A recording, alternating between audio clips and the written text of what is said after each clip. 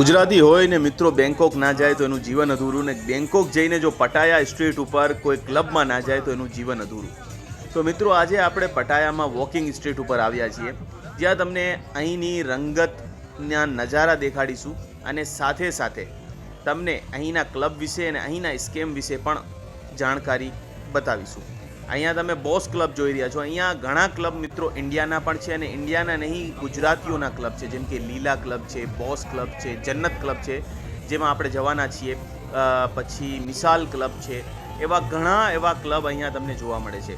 Open minded છે. હું કહું છું બેંકોકમાં બીજી જગ્યાએ પણ વોકિંગ સ્ટ્રીટ છે, અહીંની વોકિંગ સ્ટ્રીટના નજારા કંઈક અલગ જ છે. અહીંયા બધા લોકો ઓપન માઇન્ડેડ છે અને તમને ઘણા એવા સારા નજારા જોવા મળશે.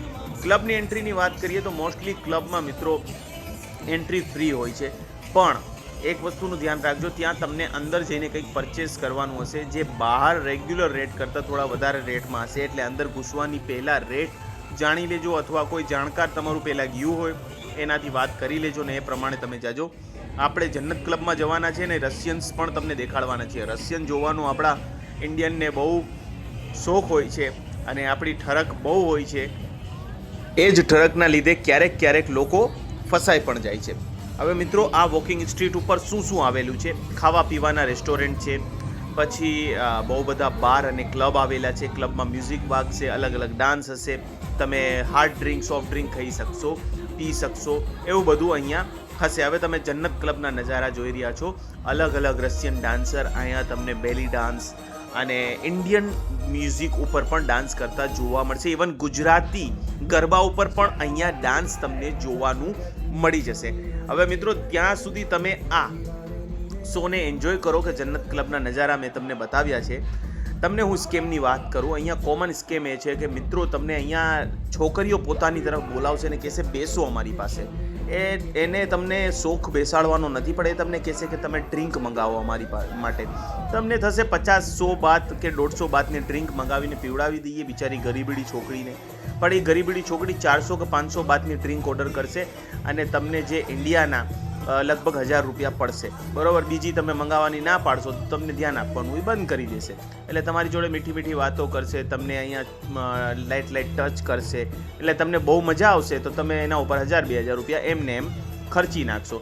એટલે ડ્રિંક ઓફર કરવાનું એક ખેલ પડે છે, એમાં સાવધાન રહેજો, બરાબર છે. અને બીજી વસ્તુ કે એમના માટે જે ડ્રિંક એ મંગાવે છે એકચ્યુઅલમાં ડ્રિંક હોતી જ નથી. ડ્રિંકની અંદર પાણી હોય છે કલરવાળું, અને એમને ડ્રિંક નથી આપવામાં આવતી, કેમ કે એમ ડ્રિંકના પૈસા બચાવવાનો હોય. એમનું કામ જ હોય છે કે કસ્ટમર પાસેથી જેટલું બની શકે એટલું મીઠી વાતો કરીને પૈસા ઉઘરાવવાનું. કેટલું સરસ મજાનું ડાન્સ થઈ રહ્યું છે, તમે જુઓ કેટલું મસ્ત ડાન્સ કરી જાય છે અને કપડાં પણ કેટલા સરસ મજાના છે. એટલે અહીંયા ક્લબમાં જાઓ, ક્લબમાં જે રેટ આપવું છે, પૈસા આપવા છે આપો, અને આવું બધું ડાન્સ જોઈ લો અને એન્જોય કરી લો. હવે બીજું છે પિંગ પોંગ ગેમ છે મિત્રો. કાર્ડની ગેમ તમને બતાવવામાં આવશે કે તમને અંદર કાર્ડની ગેમ મળશે, તમે જીતશો કરશો, અને 150 બાતની ગેમ છે, તમને અંદર બહુ બધું અંદર સસ્તું મળશે. હવે એ લઈને તમે જાશો તો ફોરેનર ટુરિસ્ટ જોડે આ ખાસ કરીને સ્કેમ વધારે થાય છે. ત્યાં અંદર તમને ડાન્સ, આવા બધા ડાન્સ થઈ રહ્યા છે અંદર, કેમ કે પબ્લિક ઓછી હશે ત્યાં, અને તમારી પાસે ફોર્સફુલી કહેવામાં આવશે કે ભાઈ તમે અમારી જોડે ડ્રિંક પીવો, અમને અમારી છોકરીઓને ડ્રિંક પીવડાવો. અંદર પિંગપોંગ ગેમની જગ્યાએ બીજું બધું જ થવાનું ચાલુ થઈ જશે. અને જ્યાં સુધી તમે ત્યાં બિલ એમને ચૂકતો નહીં કરો, મિનિમમ 500-600 બાદ તો તમારી પાસેથી લેશે જ, એટલે 1000-2000 છૂટા કરશે જ તમારી પાસે, પછી જ તમને છોડશે. એટલે આ વોકિંગ સ્ટ્રીટ ઉપર બીજું આ થાય છે, એટલે એ પણ વસ્તુનું ધ્યાન રાખજો. અમુક ગેમ સાચી હોતી હશે, પણ લોકો એવું કહે છે કે ત્યાં સ્કેમ થાય છે, એટલે આવા પિંગપોંગવાળા પાસે પણ નથી જવાનું. ત્રીજું, લેડી બોયથી સાવધાન રહેજો, એ તમને ચોટ પહોંચાડી શકે છે. ઘણા ઝઘડવાના વિડીયો અમે સામે જોયેલા છે અને ઝઘડા થઈ પણ જાય છે, એટલે એનાથી દૂર રહેવાનું, સ્માઇલ આપીને આગળ નીકળી જવાનું, બરાબર છે. અને અમુક લેડી બોય જે હશે, સીમેલ પણ કહી શકાય, એ તમને ખબર પણ નહીં પડે કે એ મેલ છે કે ફિમેલ. ઇન્ડિયામાં તો સીમેલ અથવા તમે ખબર પડી જાય છે, એ રીતના નહીં, એ રીતના સજાવેલા છે, એ રીતના એમના ઊભા હશે કે તમને ખબર જ નહીં પડે. એટલે એનાથી પણ તમારી ઠરકી પણ થોડું દૂર રાખજો. બરાબર. ચોથું સ્કેમ મિત્રો એ છે કે તમારે અમુક વખતે અહીંયા ગર્લફ્રેન્ડ બહાર લઈ જવાનું સ્કેમ પણ છે કે ગર્લફ્રેન્ડ તમે ફરવા માટે જઈ શકો છો. જન્નત ક્લબ બહુ સરસ છે, તમે જઈ શકો છો અહીંયા. તો અહીંયા ગર્લફ્રેન્ડ કેવું કે તમે એક દિવસ માટે લઈએ, પણ એમાં પણ એ ઘણા એવા ખર્ચા કરાવી દેશે, તમારા ન્યૂડ ફોટો પણ ખેંચી લેશે. ઘણા વિડીયો મેં જોયેલા છે એવા કે જેના લીધે તમારે પોલીસ સુધી પહોંચવાનો પ્રયાસ થઈ જશે ને તમે હેરાન પણ થશો. એટલે કોઈ ગર્લફ્રેન્ડ નહીં, પોતાની ગર્લફ્રેન્ડ હોય તો લાવો, નહીં તો અહીંયા ખાલી આંખો ઠંડક કરીને નીકળી જવાનું. બરોબર છે.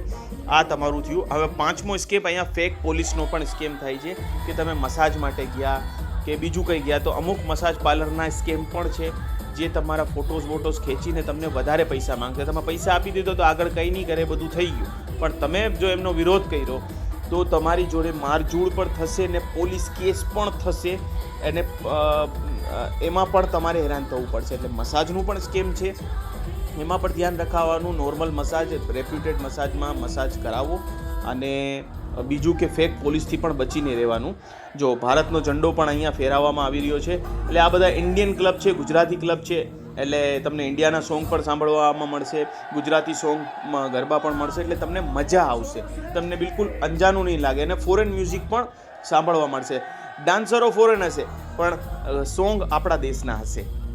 આ બધા સ્કેમ મેં તમને વોકિંગ સ્ટ્રીટના બતાવ્યા. ક્યારેક આપણે વિસ્તારથી ખાલી બેસીને હું તમને ફેસ ટુ ફેસ બધા સ્કેમ પટાયામાં અથવા તો થાઈલેન્ડમાં જે થાય છે એના વિશે હું માહિતી આપીશ, જેથી કરીને તમને કોઈ પણ પ્રોબ્લેમ ના પડે.